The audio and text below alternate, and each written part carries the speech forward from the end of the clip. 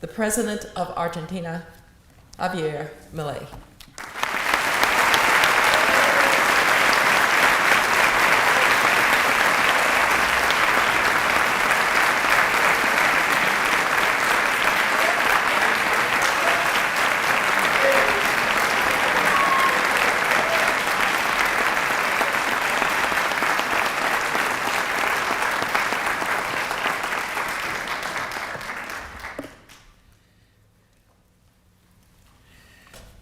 Buen día, muchísimas gracias por permitirme tener el honor de estar aquí con ustedes y por poder transmitirle algunas de las ideas que están siendo muy importantes en lo que tiene que ver con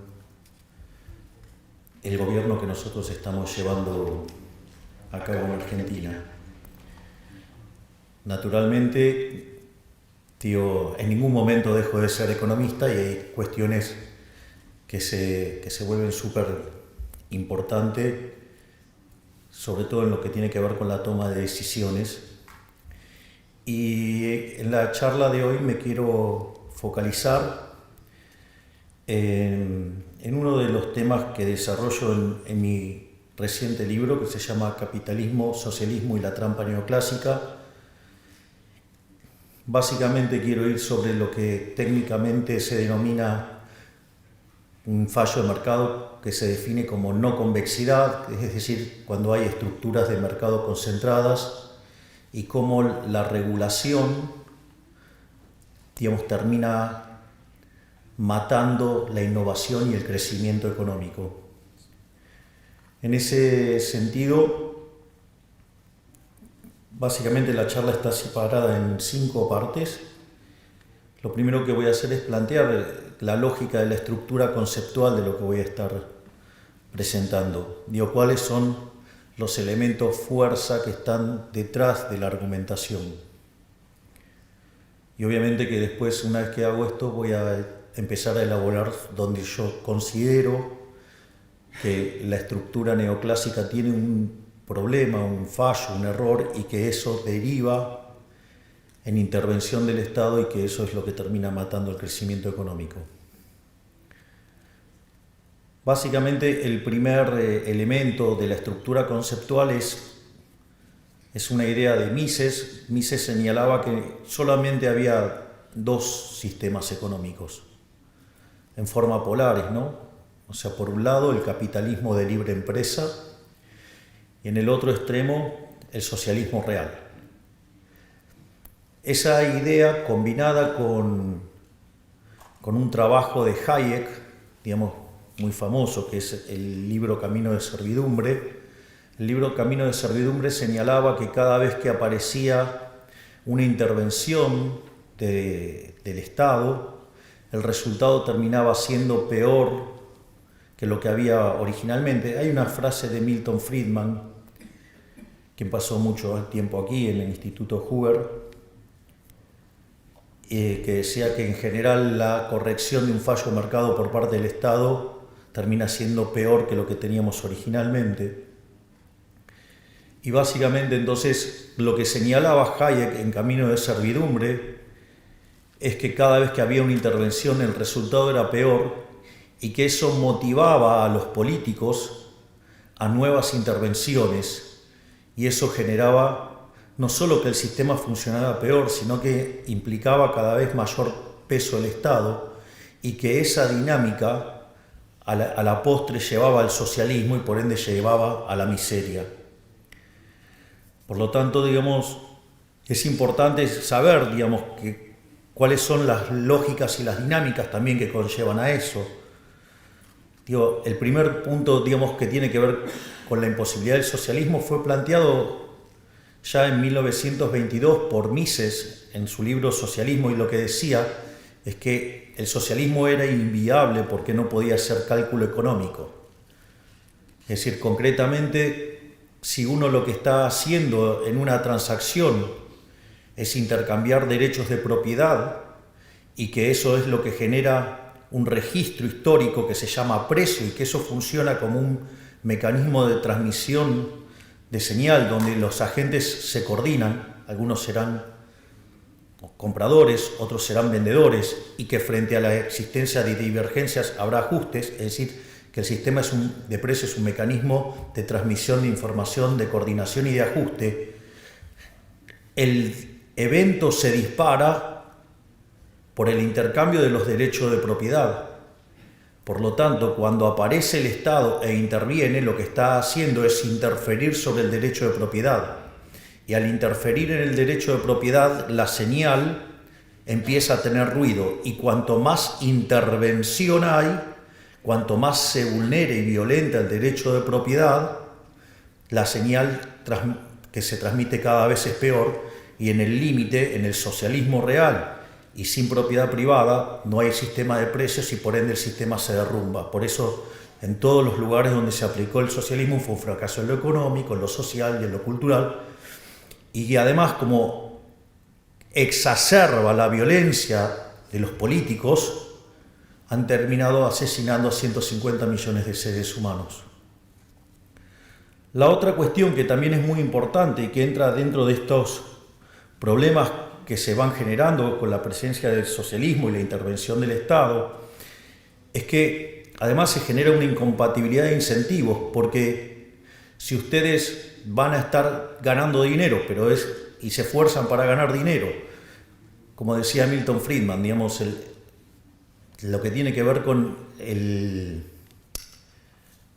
la responsabilidad social del empresario es ganar dinero, porque si lo hace es un héroe, porque básicamente lo que está haciendo es generar bienes de mejor calidad a un mejor precio, por lo tanto es un creador de bienestar. Y si ustedes intervienen y con el argumento de la distribución del ingreso y de la desigualdad y ese tipo de cuestiones con las que el socialismo ataca, la contraparte es que ¿para qué me voy a esforzar si me van a quitar el fruto de mi trabajo? Y si no me puedo apropiar del fruto de mi trabajo, entonces no tiene sentido trabajar. Es más, de hecho, la presencia del socialismo lo que hace es abortar los procesos de descubrimiento. Y eso no es un tema menor. De hecho, Hayek señalaba que el mercado es un proceso de descubrimiento. Hayek esto lo planteaba en términos de la discusión sobre la distribución del ingreso, al decir que no había tal cosa como una torta, sino que esa torta era una torta que se iba creando, que se iba descubriendo en la medida que el proceso de mercado iba tomando lugar. Pero esto es muy importante porque la injerencia del Estado lo que termina haciendo es rompiendo el proceso de descubrimiento que deriva o que es básicamente la innovación. Supongamos dos individuos que no están conectados y uno, genera un producto y tiene un desecho. Y de hecho ese desecho querría sacárselo de encima. Hasta estaría dispuesto a pagar por que alguien se lleve ese desecho. Y sucede que en la otra parte puede haber otro individuo que ese desecho le podría servir como insumo y estaría dispuesto a pagar por él mismo. Pero entonces aparece un tercer individuo y que descubre que una oportunidad de negocio, que es comprarle al primero y venderle al segundo. Es decir, y eso lo hace porque va a sacar un beneficio. Y si ese beneficio, que en realidad le está arreglando el problema a dos individuos, con lo cual es maravilloso. Recuerden que el primero estaba dispuesto a pagar con tal de que se lo lleven, y el segundo estaba desesperado para conseguirlo para poder hacer su proyecto. Entonces este tercer individuo obviamente que le va a ir bien porque está resolviendo un problema. Y si aparece el Estado regulándolo, lo que va a pasar es interferir en ese proceso, va a abortar, y si el Estado avanza mucho hasta lo va a abortar directamente. Y por lo tanto todos vamos a vivir mucho peor. Probablemente, el caso más emblemático haya sido durante la pandemia con los barbijos. Si hubieran dejado a las fuerzas del mercado libremente, hubiera habido muchísimos más barbijos más rápidamente y mucho más barato. Y el hecho de que se metiera el Estado lo único que hizo generó un gran problema. Naturalmente que en economías no tan intervenidas generó daño. En economías súper intervenidas, como el caso de Argentina, hizo que Argentina tuviera 130.000 muertos por COVID, cuando si hubiéramos hecho las cosas como un país mediocre, hubiéramos tenido 30.000 muertos. Es decir, que el Estado presente, la intervención estatal, a los argentinos nos costó 100.000 vidas en un año. Es decir, la intervención del Estado a la postre termina siendo una intervención asesina de manera directa o indirecta. Y esto, digamos, es importante porque también hay esta combinación del mercado como proceso de descubrimiento más, digamos, el principio de apropiación de Locke, de aquel que señala que el que lo descubre se lo queda, es la base del pensamiento de Israel Kiser en estos temas, donde muestra al mercado como un proceso de descubrimiento y que si ustedes se meten a intervenirlo, por el motivo que quieran, en general se suele hacer por cuestiones de índole distributiva, ustedes lo que van a hacer daño. Se los planteo en otro caso más y no ahondo más en esto, pero supongamos que yo tengo un sistema de equilibrio general y que inicialmente está en equilibrio y que de repente aparece un problema, como puede ser el de la pandemia, y entonces ustedes tienen un drástico cambio en la demanda. Ese cambio drástico en la demanda lo que va a hacer que algunos productos van a ser muy demandados y su precio naturalmente de corto plazo va a ser muy alto. Justamente esa señal de precio es lo que va a hacer, va a atraer los recursos desde los lugares donde no tienen que estar los recursos e ir hacia donde la gente está pidiendo que haya recursos.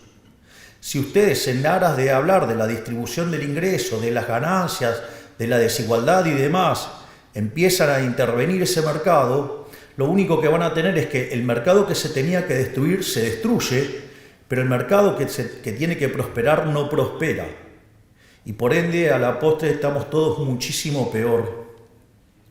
Por lo tanto, una de las cosas que es muy importante tener en claro es que la intervención del Estado siempre es mala, porque está basada en la fuerza.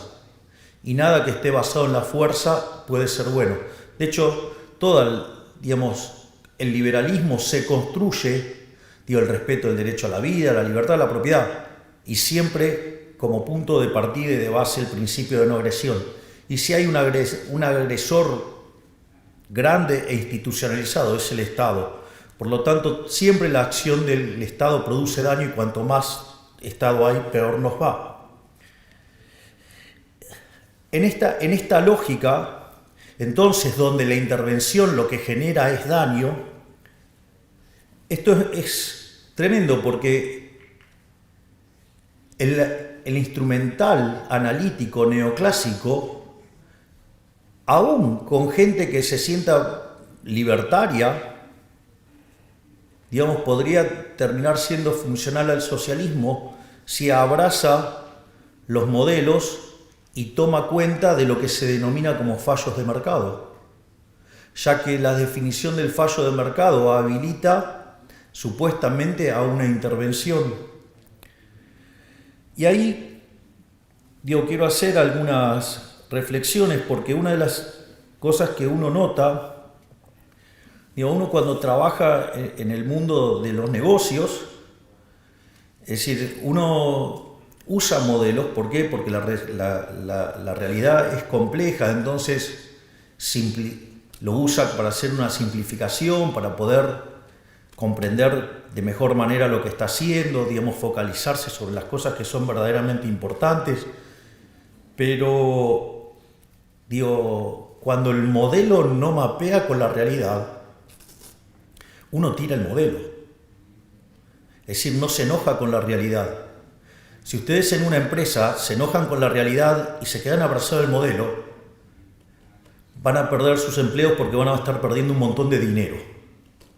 Entonces, lo primero que uno, aprende cuando está en la trinchera es entender que si el modelo no mapea con la realidad, vuela el modelo. Sin embargo, en el mundo neoclásico, cuando la realidad no mapea con el modelo, lo llamamos fallo de mercado. Es decir, les diría que estamos enfermos de fatal arrogancia. Y me incluyo, digo, porque yo he dado clases de microeconomía 25 años de mi vida. Es decir, y digamos, he leído cuánto libro de microeconomía andaba dando vueltas, leía cuántos modelos y papers salían nuevos.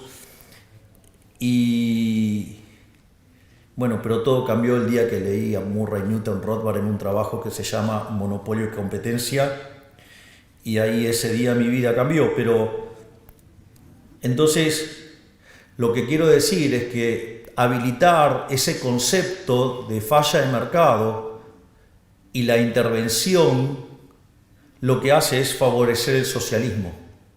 Es decir, terminamos siendo funcionales al socialismo. De hecho, dentro de lo que es la estrategia del socialismo del siglo XXI y la forma de avanzar sobre las economías, y donde Latinoamérica es un gran ejemplo, digamos, el socialismo del siglo XXI ha sido muy exitoso en Latinoamérica, ha tenido un montón de presidentes. Digo, en Argentina tuvo 4 periodos kirchneristas. En Uruguay ha tenido a Pepe Mujica, ha tenido a Tabaré Vázquez, en Chile ha tenido a Lago, a Bachelet 2 veces, a Boric ahora, en Paraguay han tenido a Lugo, en Brasil han tenido 2 gobiernos de Lula, uno de Dilma Rousseff, después Lula nuevamente, tienen a Petro en Colombia, tienen a Castillo que estuvo en Perú, a López Obrador en México, creo que no me estoy olvidando a ninguno, y después en España tienen a Pedro Sánchez, que es algo así como un kirchnerista, y ya no diría que es de buenos modales porque no los tiene.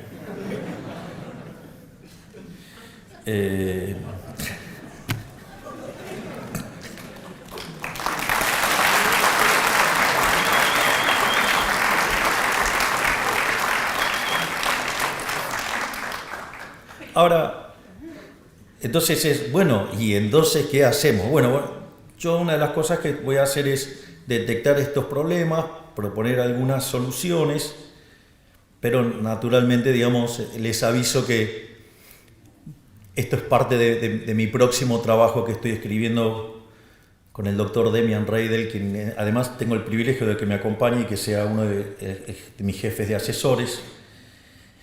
Pero digo, voy a estar dando algunas pistas de por dónde creo que pasa la solución. Entonces, lo primero es definir qué es mercado. O sea, me parece fundamental. Y a veces tengo la sensación de que muchos economistas no saben definir qué es un mercado.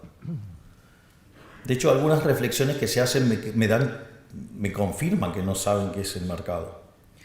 Y para mí el mercado, de vuelta digo, es mi definición, o sea, lo que yo opino, digamos, está absolutamente bajo discusión, yo no tengo ningún tipo de problemas con eso, y es que el mercado es un proceso de cooperación social donde se intercambian derechos de propiedad voluntariamente. Es decir, ustedes intercambian derechos de propiedad con otro individuo, con otro agente, voluntariamente. Y si ustedes lo hacen voluntariamente, no puede haber error por definición, lo están haciendo voluntariamente. Eso no quiere decir que supongan que yo voy y me compro un par de zapatos, y el par de zapatos yo creí que me iba a dar determinada prestación y no me gusta. Bueno, me equivoqué, pero lo arreglo, pero no hubo ningún fallo en esa decisión. Es decir, en ese momento que yo tomé la decisión era lo que yo quería hacer y lo hice voluntariamente. Nadie me forzó a hacer esa transacción. Y el único agente dentro de la economía que hace esas transacciones forzadas es el Estado. Por lo tanto, el único que puede generar fallos adentro de la economía es el Estado, no, digamos, el mercado. Porque de hecho el mercado somos nosotros mismos. Es decir, cuando hablan del mercado, digo, somos nosotros el mercado, nosotros somos el mercado. Y entonces, ¿por qué tenemos que soportar que alguien fatalmente arrogante venga a decir que yo estoy tomando la decisión incorrecta si ni siquiera sabe qué es lo que estoy haciendo o por qué lo estoy haciendo? Es decir, seguramente, digamos, si yo fuera a ver a Los Ángeles Lakers, digo, seguramente un fan de los Boston Celtics diría que estoy equivocado. ¿A título de qué? Si a mí me gustan Los Ángeles Lakers. Yo vi jugar a Magic Johnson. Digo, ¿qué me vienen a explicar? Digo, que estoy equivocado. Me gustan los colores amarillo y púrpura. Aparte, el púrpura es el color de la Libertad Abbas, así que me gusta más todavía. Entonces, y esto es muy interesante, esto a mí me pasa regularmente en la discusión pública, aparece algún problema y algún estatista me dice, ahí está, el mundo de Milei genera estos problemas. Entonces digo, ok, a ver, vamos a ver si el mundo de Milei genera estos problemas. O sea, aparte que es poderoso que estoy, genera un problema yo mismo.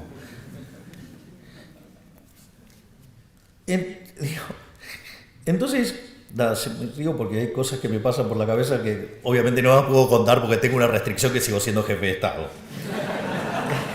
Así es que cuando escuchan, cuando ven que hago hay así como un silencio, les pido por favor que me entiendan. Entonces, una de las cosas que yo digo es, si ustedes creen que hay un fallo de mercado, en un determinado mercado, la primer prueba que propongo es que se fijen si no está la intervención del Estado. Porque no sea cosa que en realidad lo que ustedes están percibiendo como un fallo de mercado, en realidad es justamente los daños que causa la acción del Estado. Y si ustedes corrieran al Estado del medio, seguramente que estaríamos mejor. Entonces, el primer punto es, vayan y chequeen si está metido el Estado. Ahora, si ustedes fueron, chequearon y el Estado no está metido, les hago una sugerencia. Vayan y hagan el análisis de vuelta porque está mal. Es decir, obviamente, yo soy un liberal libertario. Entonces, nada, lo que voy a dar es fundamentación de por qué digo lo que digo.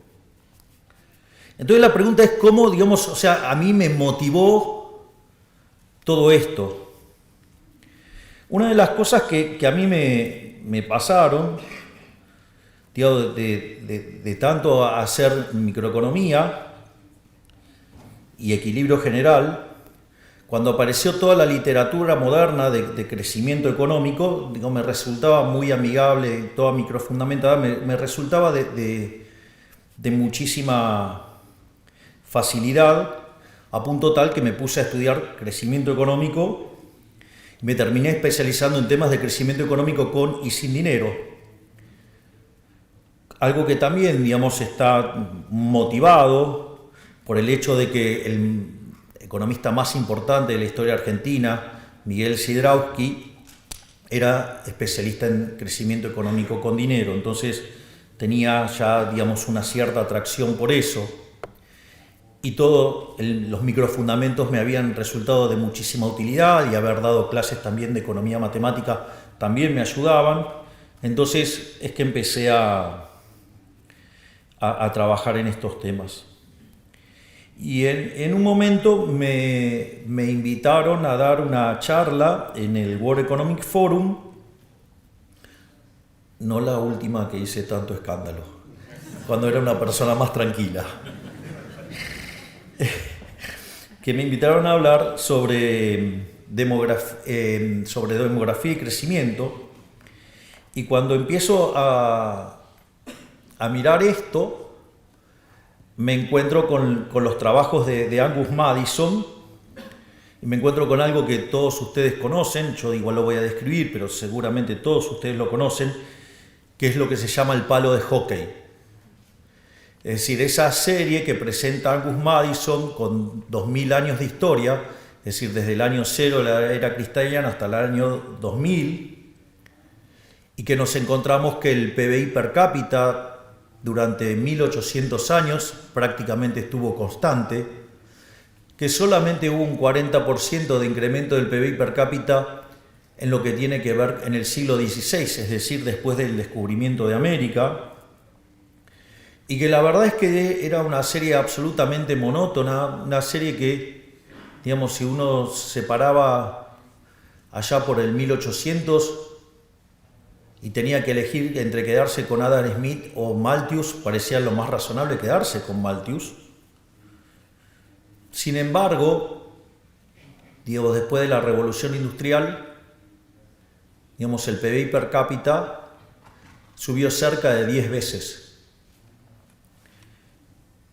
Y eso se da en un contexto donde la población se multiplicó por lo menos por 7 veces.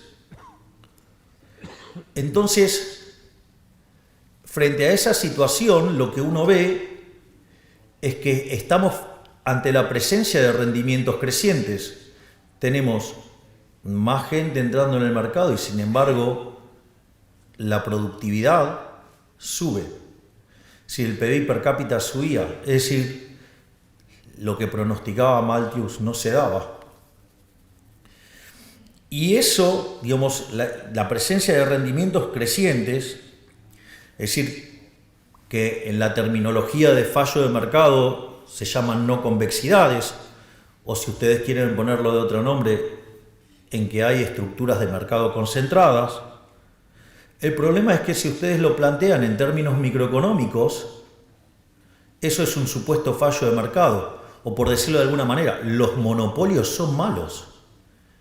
Entonces, si los monopolios son malos o las estructuras de mercado concentradas son malas, ¿cómo podemos decir que es malo si cuando en el año 1800 vivía más del 95% de la población por debajo de la línea de pobreza extrema, y en el año 2000 ese número había caído a menos del 10%?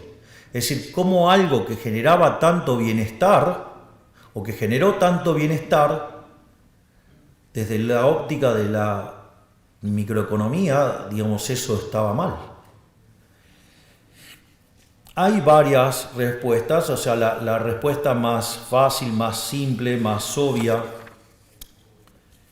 uno la podría encontrar ya en un libro muy lindo, un libro chiquito, un libro de divulgación. Es más, en la última edición en español tiene un prólogo mío y mi conflicto con el libro cuando lo conocí. Debe ser por eso que me dediqué a la política, porque me encanta el conflicto. Pero al margen de la humorada, hay un libro de Henry Hazlitt que se llama La economía en una lección, y él arranca y dice, bueno, ¿cuál es la lección de economía? Separa entre el mal economista y el buen economista. Dice que el mal economista es el que se focaliza solamente en un mercado y en un solo periodo de tiempo, mientras que el buen economista no solo mira un mercado, sino que mira a todos los demás y no solo considera las consecuencias de lo que pasa hoy, sino que además considera también las implicancias sobre el futuro. Es decir, está hablando de un economista, el mal economista es un economista que solamente hace equilibrio parcial y de un solo periodo, y el buen economista hace equilibrio general intertemporal. O sea, esa vendría a ser la definición. Pero digo, al margen de esto, lo más importante entonces es, bueno, entonces ¿cómo rastreamos el problema? ¿Dónde está el problema? Entonces ahora les voy a expoliar la respuesta y después voy a dar las explicaciones. Desde mi punto de vista, el origen del problema está en la interpretación de la mano invisible, de la idea de la mano invisible bajo la lógica de Pareto, que hace que la mano invisible sea incompatible con la idea de la fábrica de alfileres, es decir, los rendimientos crecientes. Y cuando uno avanza en la estructuración formal del análisis de la eficiencia, ¿sí? Digamos, elegir determinadas construcciones matemáticas hacen que entre en disputa la mano invisible con la fábrica de alfileres. Y eso tiene consecuencias analíticas claras, Y a partir de esa construcción, cuando metemos cuestiones normativas adentro del análisis del equilibrio, es donde empieza a aparecer este conflicto entre la realidad y el modelo. Conflicto que nosotros, digamos, lo llamamos fallos de mercado. Entonces, digamos, cuando aparece el problema de las no convexidades, entonces digamos, tiene que ver con las estructuras de mercado concentradas, con los monopolios. Podemos tener el caso de los bienes públicos. Por ejemplo, hay algo muy divertido con los temas de los bienes públicos.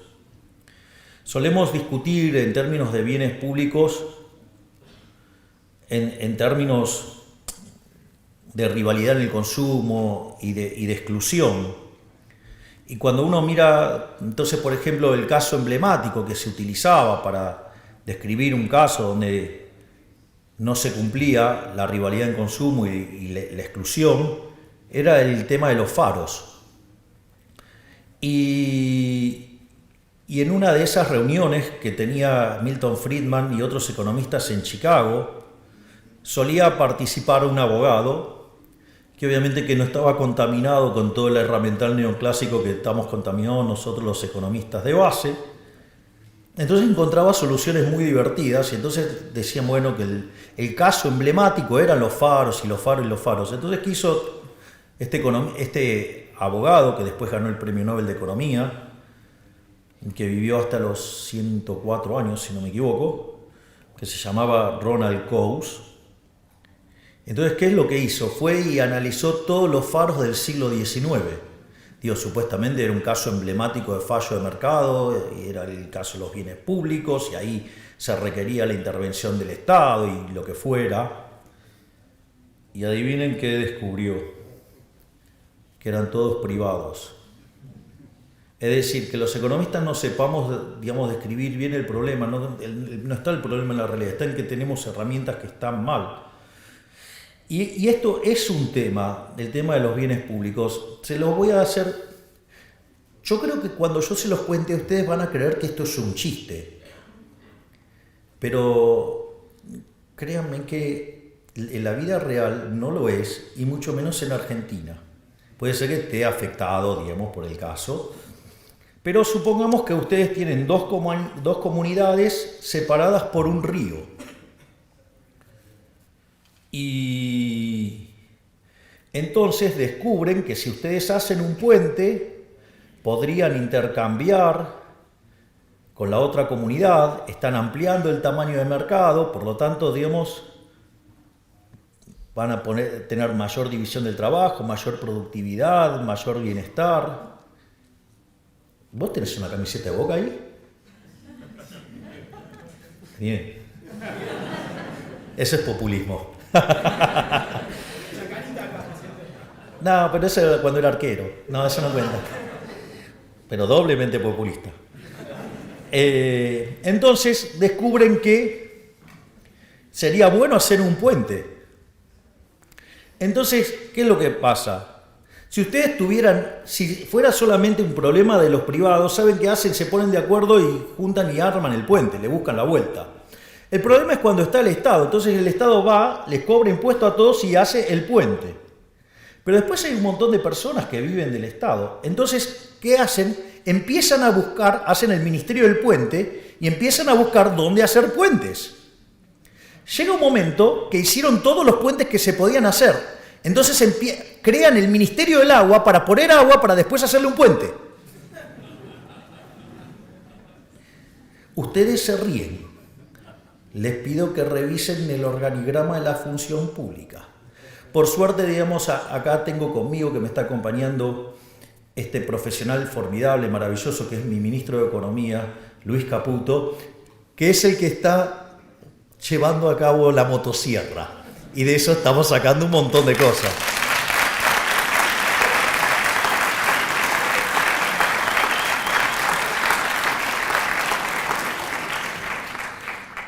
Quiero decirles que a mí me pone muy contento cuando aplauden a mi ministro de Economía, porque no solo que está haciendo el ajuste más grande de la historia argentina, sino que es el más grande en la historia de la humanidad por profundidad y en cantidad de tiempo.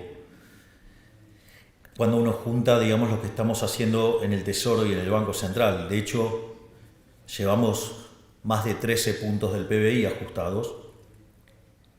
Y eso, digamos, si ustedes lo planteaban en otro momento, digamos, nos crucificaban a los dos en el medio de la 9 de julio, que es donde hay un obelisco, una cosa alta, grande ahí. Y vamos y lo llevo a las presentaciones y lo aplauden. Es un cambio de época. La gente está despertando las ideas de la libertad. Y el hombre que lo está llevando a cabo es el querido Luis Caputo, que está aquí. Gracias.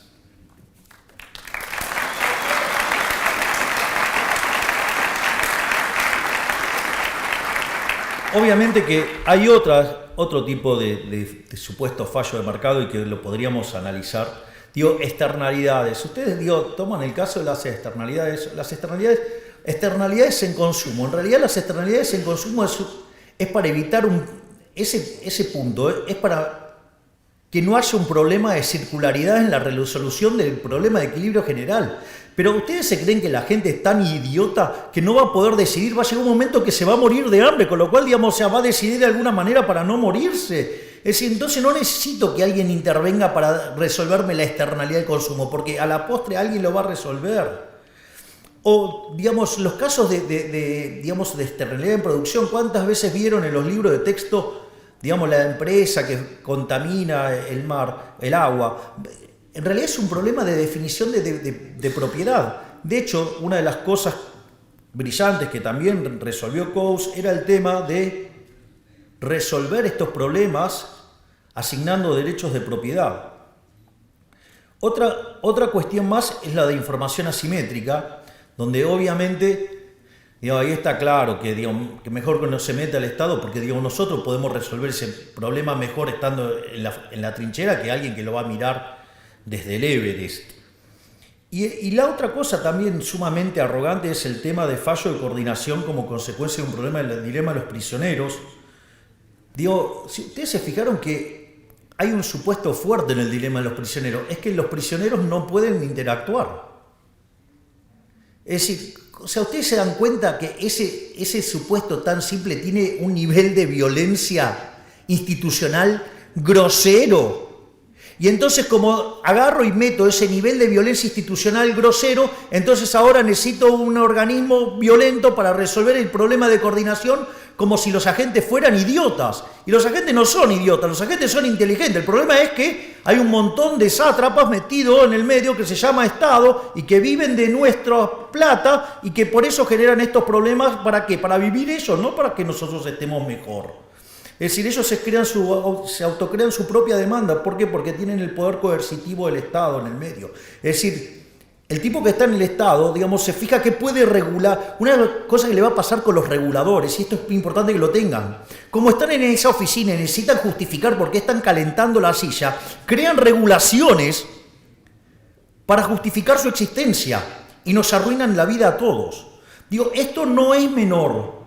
Porque esto tiene implicancias directas de cómo esto impacta negativamente sobre la innovación, por ejemplo.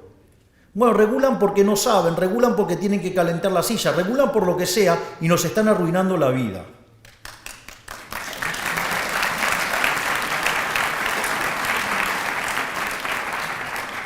Y es más, les digo más, cuando ustedes tienen monopolios, y esto es importante porque ya sabemos que el crecimiento, lo vamos a tener que explicar por el lado de los rendimientos crecientes. Cuando ustedes empiezan a regular y ustedes miran cualquier modelo de regulación, una de las cosas que pasa es que cuando ustedes regulan, dado el marco normativo que implica el modelo competitivo, regulan a esos monopolios para que se parezcan lo más parecido posible al modelo competitivo. Y si no lo logran, bueno, que parezca la solución de segundo mejor, que es la Ramsey. En ese contexto, esa regulación lo que va a hacer es eliminar la cuasirrenta. Y si ustedes eliminan la cuasirrenta, ustedes están eliminando los incentivos para innovar. Y si ustedes regulando, asimilando las empresas competitivas y le quitan la cuasirrenta, lo que están haciendo es matar la innovación y por ende están matando el crecimiento económico. Por lo tanto, cuando ustedes se ponen a regular, la contracara, ¿cuál va a ser? Va a ser que no van a crecer. ¿Cuál es la región del mundo que menos crece? Por escándalo, Europa. ¿Y por qué no crece? Porque están atestados de regulación. Se fanatizaron tanto en generar un modelo que se parezca al modelo competitivo que mataron los rendimientos crecientes, es decir, mataron las cuasirrentas. Al matar las cuasirrentas no tienen incentivos a invertir, si no invierten, no hay innovación, por ende se quedaron sin crecimiento económico. Por lo tanto, no dejemos que estos fatalmente arrogantes nos destruyan la vida con regulaciones. Vayamos a una sociedad muchísimo más libre, ¿sí? Y que si el problema es la teoría económica, tratemos de ver en dónde está el error de la teoría económica. No digamos que el mundo se parezca a una teoría económica que tiene errores, que venía de un mundo que no tenía crecimiento. Es decir, la caja de Edward puede ser muy divertida, digamos, cuando no hay crecimiento en una economía estática. Igual que Malthus, igual que los rendimientos marginales decrecientes. Pero ese no es el mundo real. Entonces, ¿qué hago? ¿Me quedo con el modelo o me quedo con la realidad? Ah, no, como la realidad me pone incómodo, me quedo con el modelo y digo que el problema es la realidad. No caigamos en esa locura, porque en esa locura nos vamos a destruir nuestras vidas. En ese sentido, entonces, y bueno, y entonces ahora ¿qué hacemos? ¿A dónde vamos? Entonces una de las cosas que hice, dije, bueno, no voy a revisar toda la historia porque no me da el tiempo. Pero, claro, y sí, hay que ponderar. Digo, para algo, haber estudiado historia del pensamiento económico tiene algunas ventajas que dice, bueno, a ver, ¿dónde hago el corte? Entonces dije, bueno, vayamos a Adam Smith. Entonces dije, bueno, vamos a poner como punto de inicio a Adam Smith. Si bien, digamos, seguramente ustedes estarán al tanto que yo soy liberal libertario, digo que adhiero a la escuela austríaca de economía, que en realidad filosóficamente soy anarcocapitalista y que en la vida real soy minarquista. A diferencia de mis colegas, yo no tengo una visión negativa de Adam Smith. De hecho, a mí Adam Smith me parece de una suerte de genio total. Para mí Adam Smith es a la economía lo que ha sido Gauss a la matemática, es decir, alguien que estaba 200 años adelantado a su época y fue el que la vio. Es decir, nosotros, como tenemos una forma muy particular de hacer política, entonces los analistas tradicionales nos cuestionan y nosotros nos mofamos de ellos y le decimos, no la ven. Bueno, Adam Smith la vio. En ese sentido, básicamente, desde mi interpretación de Adam Smith, lo maravilloso de Adam Smith que tenía implícito un modelo de crecimiento económico. Es decir, el modelo de Adam Smith tiene en la investigación sobre la naturaleza y las causas de la riqueza de las naciones, para los amigos riqueza de las naciones, lo que tiene es un modelo de crecimiento económico.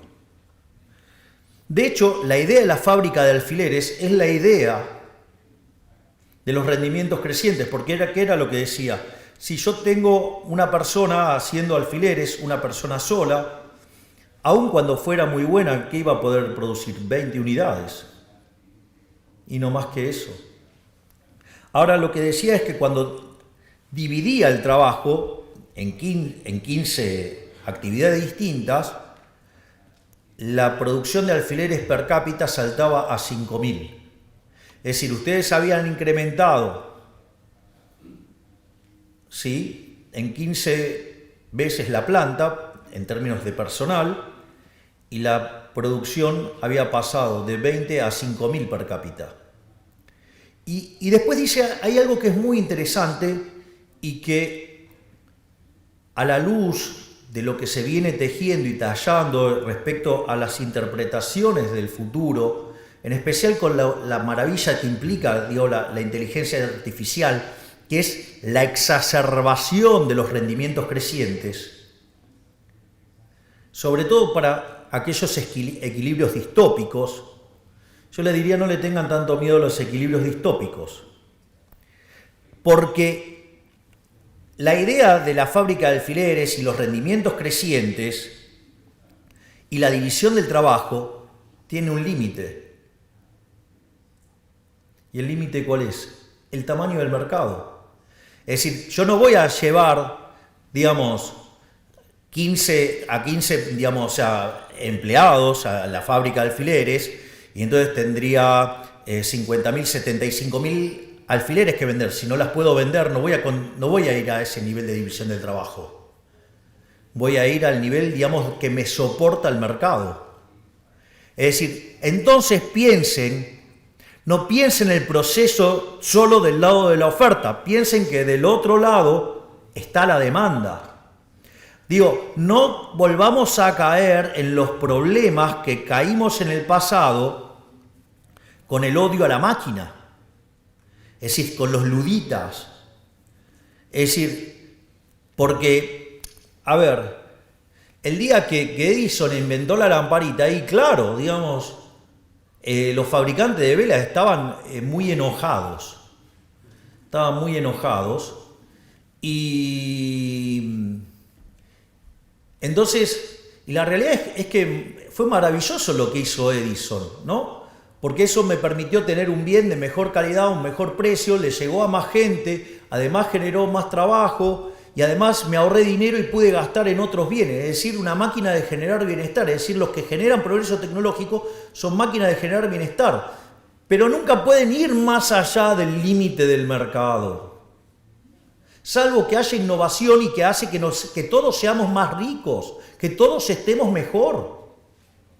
Entonces, no tengamos miedo, no pidamos regulaciones porque no entendemos de qué se trata. Tratemos de entender de qué se trata y no de regular. Es decir, nunca la libertad puede ser mala. Lo malo es no ser libres. Nunca es mala la innovación. De última, digamos, podemos discutir los valores sobre los que está construida la innovación. Y si los construimos sobre los valores del libertarianismo, digo, ¿quién podría estar en contra sobre el respeto irrestricto del proyecto de vida del prójimo en defensa del derecho a la vida, la libertad, la propiedad y basado en el principio de no agresión? ¿Cuál es el problema con eso? ¿Quién está en contra de eso? Digo, solamente ustedes podrían ser exitosos sirviendo al prójimo con bien de mejor calidad, un mejor precio. Pero hay un límite, el límite es el tamaño del mercado. Entonces no tengan miedo de desregular. Digamos, el progreso tecnológico va a tener como contraparte del otro lado la demanda. ¿O acaso ustedes creen que van a generar progreso tecnológico para seres que no existen? ¿Cómo van a hacer semejante locura y van a estar hundiendo un montón de dinero en eso si en realidad ese dinero viene de seres humanos? Y no digo que van a tirar plata para tirar plata. Yo no conozco empresarios que se dediquen a quemar plata por deporte. La otra cosa que también tiene muy interesante, digamos, la obra de Adam Smith, es que contemplaba el aprendizaje en la práctica, es decir, el modelo de learning by doing, y además contemplaba el progreso tecnológico, porque básicamente lo que decía Adam Smith era que una persona en su trabajo, cada vez que lo iba haciendo más veces, lo hacía cada vez mejor, es decir, learning by doing, y que en algún momento encontraba una forma de producir lo mismo, pero utilizando menos trabajo, y se daba ahí un salto discreto. Ese salto discreto, ¿cómo lo llamamos? Progreso tecnológico. Es decir, que Adam Smith no solo tenía contemplado los rendimientos crecientes, tenía el problema de la división del trabajo, tenía bien definido cuáles eran los límites de eso, sino que además tenía un modelo de crecimiento que además contemplaba el learning by doing y contemplaba el progreso tecnológico. Todo en el año 1776, siendo que además le costó 10 años escribir el libro. Si no me dicen, si no era un avanzado, no sé qué es un avanzado. Y lo otro que era interesante es en los mercados libres y en la intervención mínima del Estado. Y eso, digamos, el corolario de eso es la mano invisible, que cada uno, guiado por su propio interés, conduce al bienestar general. Y en el plano monetario, bueno, tenía un modelo de patrón oro. Ahora, una vez que tenemos la obra de Adam Smith, está claro que hoy es fácil, digamos, ya conociendo los resultados, sabemos que Adam Smith tenía razón. pero en ese momento no era tan evidente. Parados en 1776 no era tan evidente. Y por eso ustedes tienen que, en el año 1801, si no me equivoco, pero digamos por ahí dando vuelta, o 1800 o número parecido por ahí, apareció el trabajo de Malthus y la idea de los rendimientos marginales decrecientes. No parecía algo alocado a la luz de lo que habían sido, por ejemplo, los 1800 años anteriores. Y además, o sea, antes del año cero tampoco difería mucho de lo que fue después, hasta el 1800. Y eso tenía un sentido porque decía que cuando alguien llegaba, ocupaba la mejor parcela de tierra. Y cuando llegaba el segundo, ocupaba una menor y así sucesivamente. Entonces la productividad marginal era decreciente. ¿Sí? Y eso hacía, digamos, que los salarios reales, digamos, cada vez fueran menores. Y eso, digamos, después Malthus lo interactuó, digamos, con la pasión por los sexos, llegó a la ley de hierro a los salarios y derivó un montón de relaciones aberrantes que no, digamos, no vamos a estar discutiendo ahora, pero digo, relaciones aberrantes que ya venían desde muchísimos años atrás, pero digamos, no es el eje de la discusión de este momento ir ahí. Y esa idea, digamos, fue continuada por Ricardo, por Stuart Mill, hasta que llegó a Marx. Y la realidad es que en ese momento es cuando aparece la teoría neoclásica, superando a los clásicos, y es el tema de la teoría subjetiva del valor, que es ahí donde aparece Menger por un lado, Kuhn-Staben-Jevons por otro, y León Walras. Los menciono porque es importante, porque en algún momento la teoría económica va a tener que volver para atrás en una parte de la historia, después de Keynes, y eso, digamos, va a ser relevante, digamos, de dónde se van a nutrir. Y en ese sentido, ya cuando estamos entrando al siglo XX, se empieza a hacer evidente que el análisis de Malthus estaba mal, que lo que había planteado Adam Smith estaba bien, que estaba el problema de los rendimientos crecientes y que si uno quería explicar el crecimiento económico con los rendimientos constantes a escala y con el herramental neoclásico en ese formato, no funcionaba, y mucho menos con rendimientos marginales decrecientes. Entonces, los dos primeros que vieron esto fueron Alfred Marshall y Alvin Young. Y empezaron a ver cómo podían hacer para meter la cuestión de los rendimientos crecientes adentro de la estructura de los modelos para poder explicar el crecimiento económico. Y este debate era tan importante y tan intenso que es cuando se empieza a discutir sobre el monopolio, y ustedes ahí se van a encontrar con la teoría del monopolio, digamos que de Joan Robinson, o digamos modelos muy interesantes como el de Chamberlain, con la competencia monopolística. Es decir, había todo un clima de época para tratar de ver dónde estaba el problema de los rendimientos crecientes y cómo meterlos en lo que nosotros hoy llamaríamos análisis macroeconómico o crecimiento económico, para explicar el crecimiento económico. Es decir, había un problema concreto. Pero apareció Keynes. Y el problema con la aparición de Keynes es que todo el marco analítico que existía previo lo destruyó todo. Es decir, la teoría general es una obra maestra, pero una obra maestra del mal, del terror.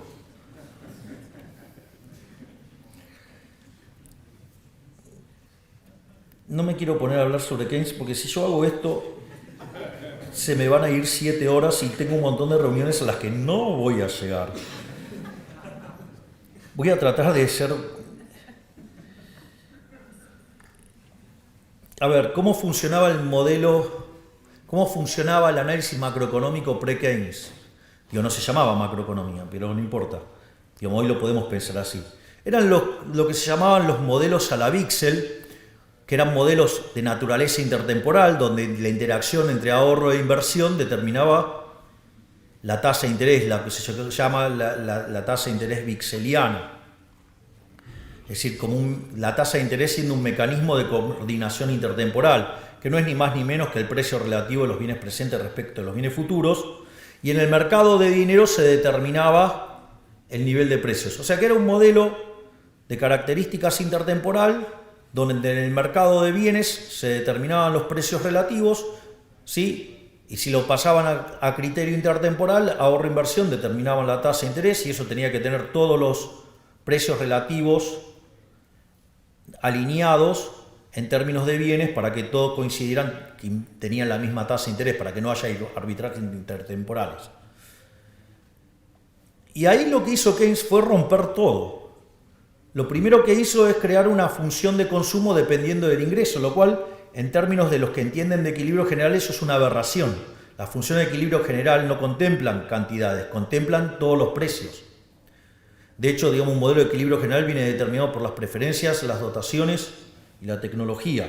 Y si sacan las funciones de exceso de demanda, dependen de los precios. No hay, el ingreso no aparece ahí. Eso es una cosa. El ingreso se deriva de vender mis dotaciones y de la participación que tengo en los beneficios. Por ende, digo, con los precios está toda la información. Pero como Keynes no era economista y solamente había tomado un curso con Marshall, que era el campeón del equilibrio parcial, se le ocurrió meter ahí en la función de consumo el ingreso. Y ahí, ¿qué hizo? Le rompió la intertemporalidad al consumo y por ende, digamos, el ahorro pasaba a ser un residuo. Después, en materia de inversión, es interesante la teoría general, porque tiene un capítulo hermoso describiendo cómo son los criterios de inversión y en el otro dice que, bueno, básicamente los animal spirits. Tengo versiones más groseras, pero no puedo hacerlo como jefe de Estado. Por lo tanto, ahora en el mercado de bienes pasa a determinar, no, digamos, la tasa de interés, sino que pasa a determinar el ingreso. Y ahora, con ese ingreso, determina la demanda de trabajo, que frente a una oferta de trabajo, con eso determina el salario. Y tiene un par de problemas, porque le falta determinar el nivel de precios y le falta determinar la tasa de interés. Entonces decide determinar, de una manera absolutamente delirante, determinar la tasa de interés en el mercado de dinero. Digo, lo cual es una locura, porque la tasa de interés existe no porque existe el dinero, sino que existe porque existe el tiempo. Con lo cual lo rompió todo ahí. Y además necesita, o sea, ¿cómo va a haber tasa de interés en un modelo de un periodo? Digo, se dan cuenta que no tiene sentido, no tiene gollete. La tasa de interés es una cuestión esencialmente intertemporal. Por lo tanto, obviamente no tenía teoría del capital ni nada por el estilo. Y entonces, ¿qué hizo? Bueno, determinó que el nivel de precio de la economía era un markup sobre los salarios. Es decir, otra aberración, o sea, destruyó toda la teoría del valor. Obviamente, semejante monstruo podía funcionar, no. Y entonces cuando apareció, digamos que era evidente que la teoría keynesiana no funcionaba, donde se empezó a manifestar con claridad con la aceleración de la inflación, entonces, ¿qué pasó? Se dio, no sé, el multiplicador, que implica, de hecho, una violación de la restricción del presupuesto. Dijeron, pará, se nos fue la mano, vamos a volver a las bases. Pero como la escuela austríaca había sido derrotada en ese contexto histórico, decidieron volver sobre la línea de Walras. Se apalancaron sobre el trabajo de Abraham Wald, un joven matemático que allá por la década del 20, digamos, hizo una demostración de existencia de equilibrio sin tener teoremas de punto fijo, un verdadero genio. Y con la llegada de los teoremas de punto fijo de Brouwer en el 56 y el de Kakutani en el 57, el primero para funciones y el segundo con correspondencia, empezamos a trabajar sobre el análisis del equilibrio general. Y en el equilibrio general, básicamente, ¿qué estudiamos? Si el equilibrio existe, si es único y si es estable. La maravilla de los teoremas de punto fijo es que si nosotros estamos trabajando con conjuntos que son cerrados, que son acotados, que además son, digamos, que esos conjuntos son convexos, y en el caso que tengamos funciones continuas, podemos aplicar el teorema de Brouwer y entonces el equilibrio existirá, será único y además será único. Y en el caso de correspondencias, el equilibrio existirá. No sabemos si es único y si hacemos algunos supuestos adicionales, ya sea del lado de la demanda o del lado de la oferta o de los dos lados, digamos, nos podemos asegurar la unicidad. Y al mismo tiempo, si sabemos que los efectos directos superan los efectos cruzados, la matriz es de, digamos, con los cambios de la demanda frente a los precios, los efectos directos superan los cruzados, la matriz es definida negativa y por ende el equilibrio es estable. O sea, con lo cual resolvemos el problema de que el equilibrio existe, es único y es estable. Hasta ahí no tenemos ningún problema. Porque la continuidad, en el caso que trabajemos con funciones, o la semicontinuidad superiormente, digamos que trabajemos con correspondencia, lo podemos asegurar sin necesidad de tener estos problemas en cuanto a lo que necesitamos en materia de existencia. Y entonces, ¿dónde aparece el problema? El problema aparece cuando queremos meter el óptimo de Pareto. Es decir, cuando además a ese equilibrio, que ahora sabemos que existe, que es único y que es estable, le queremos agregar propiedades en términos de bienestar. Cuando nosotros metemos ese problema en términos de bienestar, ¿cómo se resuelve? La idea es que, digamos, si cada uno guiado por su propio interés, llámese maximizar su utilidad, conduce al máximo bienestar general, lo que nosotros necesitaríamos es que todos los agentes estuvieran maximizando. Y cuando nosotros, digamos, lo planteamos en términos de el consumidor, no es un problema. Y el problema ahora, ¿dónde aparece? Aparece por el lado de la firma.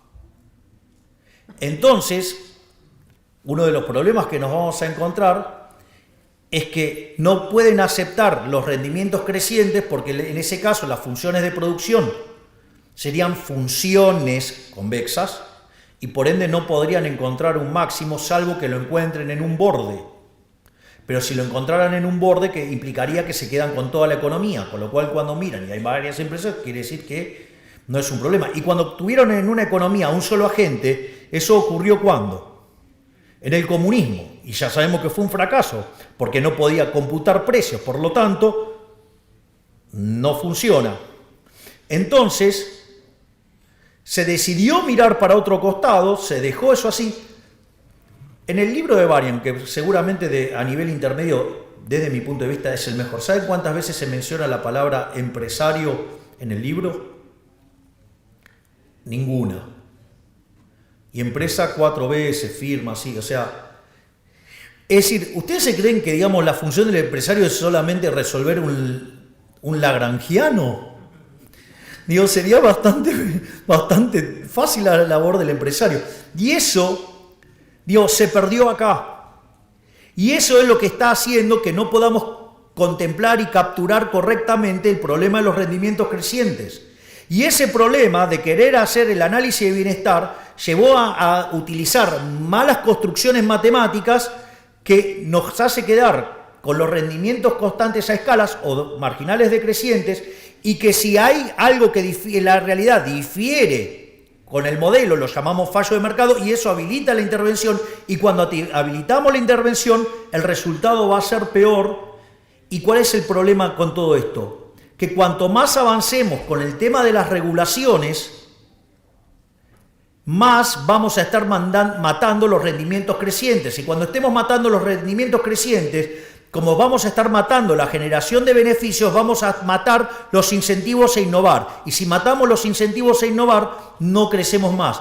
Por lo tanto, sugiero, porque ya no me dan los tiempos, leer activamente un trabajo de Murray Newton Rothbard, el inventor del anarcocapitalismo, que se llama Monopolio y Competencia, que está dentro de un libro maravilloso que también recomiendo leer, los 3 tomos, que se llama El hombre, la economía y el Estado. El tercer tomo se llama Poder y Mercado, pero es parte de la misma obra, que es cuando Rothbard se vuelve anarcocapitalista, para ver, porque les va a hacer abrir los ojos, y es que los monopolios no son malos. Si yo tengo 10 empresas y una crea un producto, no sé, un celular, de mejor calidad o mejor precio, ¿qué cree que va a pasar con las 9 restantes? Van a ir a la quiebra. Pero ese empresario que mandó a la quiebra a los otros 9 es un benefactor social, porque me está dando un bien de mejor calidad a un mejor precio, por lo tanto tengo mejor prestación en mi celular y además puedo consumir otros bienes, es decir, me está facilitando la vida. Y entonces, no, bueno, pero ¿qué va a hacer con ese dinero que gana? ¿Qué me importa? Si lo ahorra, se transforma en inversión en otro lugar. Si lo reinvierte, su empresa crece más, me va a dar todavía mejores celulares y va a pagar mayores salarios y voy a ahorrarme más plata y voy a hacer un montón de otras cosas. ¡Fantástico! O sea, ¿cuál es el problema?